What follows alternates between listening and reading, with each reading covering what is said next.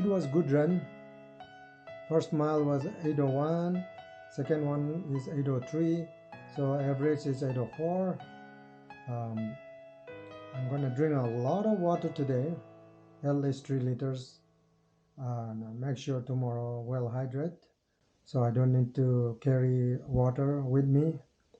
And I'll gonna pick up from the water station, so I'm gonna reduce some weight, but I'm gonna carry my camera, my phone, so I already have 1.5 kilogram extra carrying tomorrow, so it's gonna be a hard one, and plus raining, so the broadcast is saying tomorrow is going to be rain, so be prepared, everyone.